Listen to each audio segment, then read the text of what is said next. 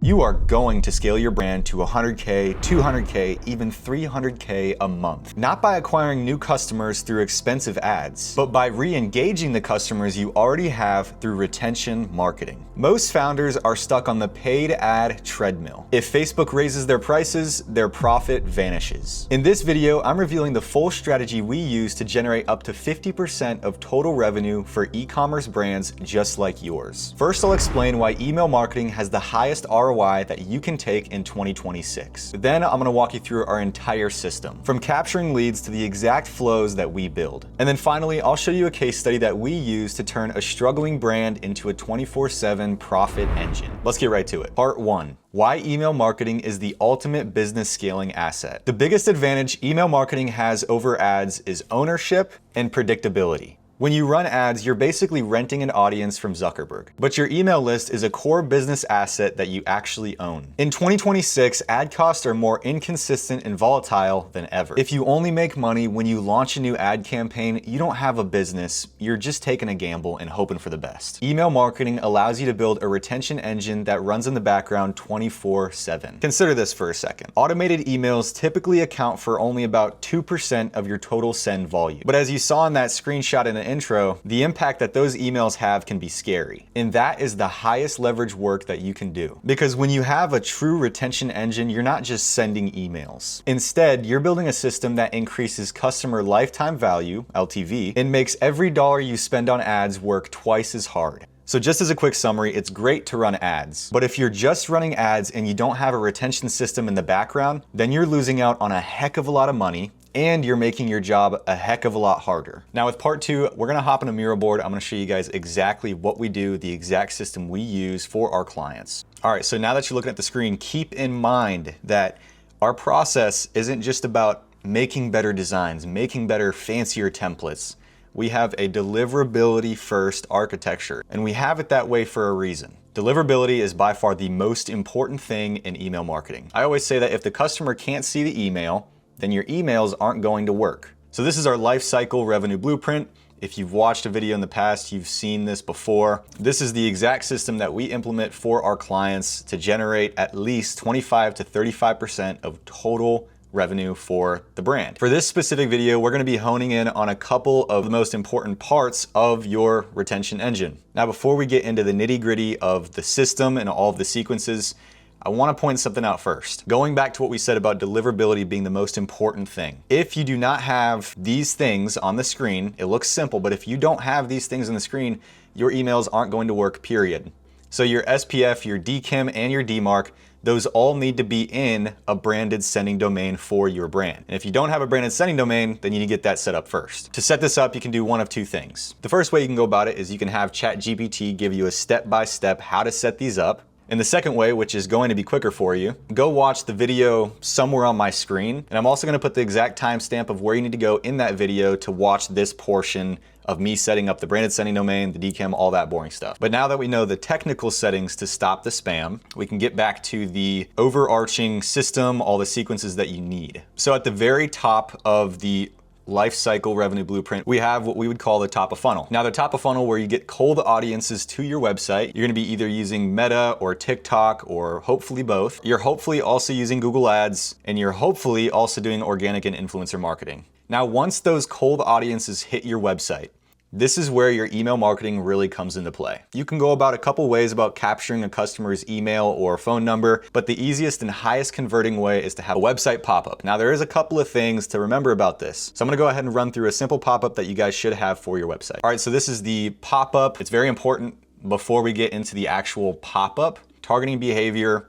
Make sure you have it after a time delay. It's very important that as soon as the customer opens the page, they don't want to just see a pop-up immediately. That can be super annoying, and it actually can deter a customer from signing up, or worse, buying something from your site. So having a 3 to 5 second time delay is ideal. You can go a bit longer, but you also have to remember that this pop-up is a very good incentive for the customer to continue shopping. If they see that they could get a promotional discount or a deal, not even a discount, we'll get back to that in a second. Don't always just showcase a discount. But having this up there makes it feel like it's more of a brand that the customer is going to be a part of, rather than just a store that they're shopping on. Now, if your ads are doing what they should be, if for some reason a customer doesn't sign up or they don't make a purchase, purchase, you should have a couple retargeting, maybe even just one retargeting ad campaign that gets customers to come back to the website if they haven't bought. That's where this frequency comes into play. If the form was submitted, obviously don't show the form again, make sure that's checked. But if the visitor closes the form, show again after about 3 to 5 days. 3 days is really the sweet spot.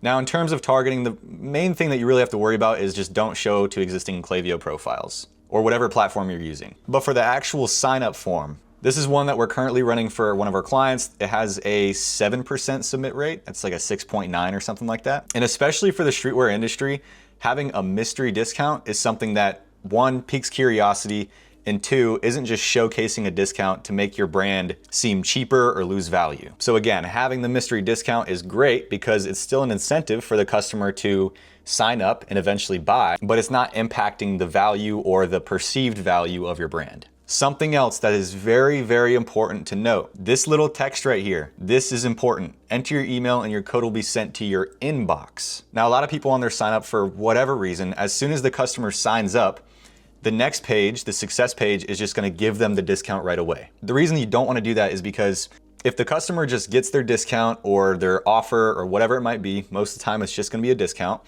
But if they get that on the success page, they're not going to go and open your email. They're not going to click your email, which is going to impact your deliverability, and it's going to cause your emails to land in spam. So make sure that in the success page of your sign up form, you do give them the discount and you let them know that they're going to get a discount. But in order for them to get that discount, they either have to go to their text messages or, for this specific video, their email inbox.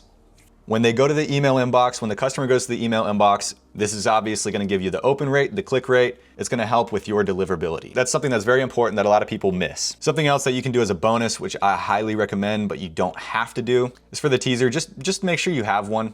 Again, not necessary. You don't have to if you think it doesn't look clean. I've had clients that have said that and we're like, all right, it's not a big deal.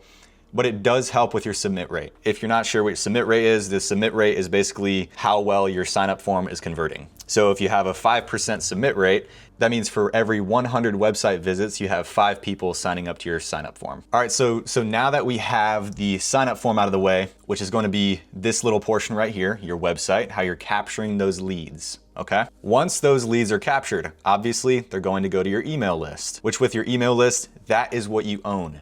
When you have profiles on your email list, those are your profiles. You're not renting them, you own those customers. And that is something that is very important and often overlooked by a ton of people. But for this video, we're gonna hone in on the welcome flow, which is arguably the most important flow. And then we're gonna hone in on the other 3 most important flows that are gonna be your safety net. This sequence alone should be your highest converting automation. You're gonna see conversion rates as high as 58% on click sessions, which is very good. So the welcome flow is very important, not only from a sales and revenue perspective, but also from the perspective that this is your first touch point with your customer.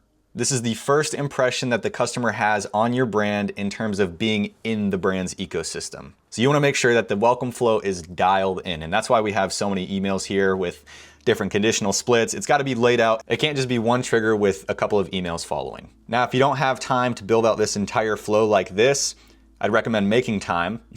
But if you can't do that, then having a welcome flow with a couple of emails is better than having nothing. So after this welcome flow, we're gonna move into what we call the big 3, and this is your safety net. And the reason we call it that is because one of these flows alone recover about 10 to 15% of your total lost sales. Now, if you're seasoned in this industry, you're gonna know that that's the abandoned cart, but the abandoned checkout also goes hand in hand with the abandoned cart. 2 very, very important flows. Those are absolute must-haves. The browse abandonment is also something that is very important. And what this browse abandonment is going to do is it's basically going to target anybody who looked at a product but didn't buy that product. So again, very important for a safety net to recover lost sales. The site abandonment is also a great addition to the safety net. It's probably the least impactful out of these. It's gonna be the least impactful out of these 3 flows, but it's still good to have. So moving on from the safety net flows, this is where we're going to move on to the flows that are going to turn one-time buyers into lifetime customers. Arguably the most important flow in this portion of the flows is your post-purchase. So the post-purchase is super important, but coming in at number 2, the upsell and bounce back flow is also extremely important. These 2 flows alone are going to really carry the load in terms of boosting repeat purchase rate and customer LTV. Now, these 2 flows are going to be the main things that are really powering your repeat purchase rate. They also help with your customer LTV, which is your lifetime value on a customer. But the flows that are really gonna be good for your LTV is the replenish reminder, customer win back, and your VIP customer flow. For these flows, I get a little bit more into it on the other video, but with these flows, you're gonna have to get a little specific to your customer ICP for your brand. So just have that in mind. You're gonna have to get a little creative, but it's also super important to have these flows, so do that. Now, if you have these flows even remotely dialed, as you can see, they're all leading to one thing, back to your website. When we get more customers onto the website, that's exactly what we want. So it's all leading back to your website, which if they haven't bought already, stay consistent, stay persistent, they will buy eventually. If they are a repeating customer, which is exactly what we want in this entire system, that's when your revenue, your LTV, and your average order value increases. Now again, it's very important to note that all of this only works like a well-oiled machine if you have your technical settings dialed in.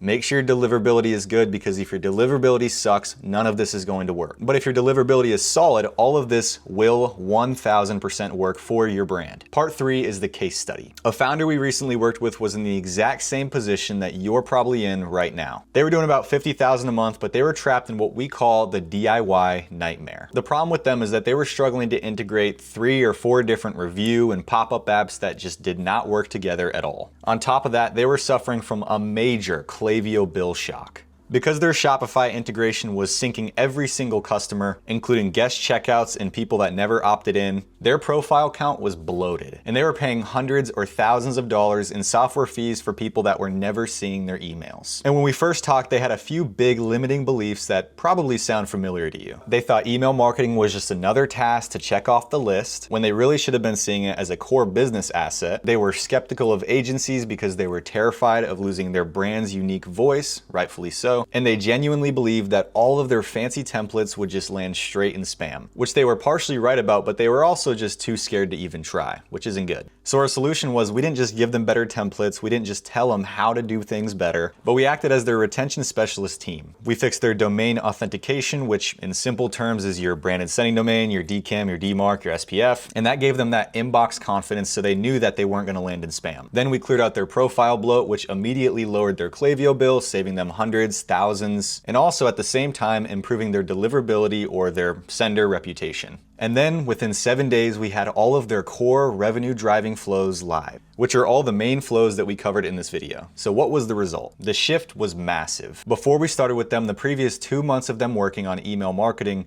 they were just too afraid to do anything with it. Because the previous couple months, their email marketing was contributing less than 10% of their total sales, which is a big no-no. After implementing our retention engine, that number jumped to 35% over the next 2 months. And the best part is, it wasn't just about the money. The founder finally felt a sense of relief. They stopped worrying about all the technical broken integrations and started worrying about the important thing: scaling their brand to the next level. Look, scaling your brand to the 7-figure mark isn't about working harder. It's about making your business smarter by treating your email marketing as a core business asset that it already is. If you're tired of the DIY nightmare and you know that you're leaving money on the table every single month, let's fix it. Book a free retention audit with us in the link in the description below. We'll dive into your current setup, find your hidden profit leaks, and then we'll see if our retention engine is the right fit to help you scale. Our goal is to be the last retention marketing partner you ever hire. And if you aren't ready to chat yet, no worries. Just stay tapped in with us to get more sauce on how to build a world-class retention system for your brand in 2026. Thanks for watching. I'll see you in the next one.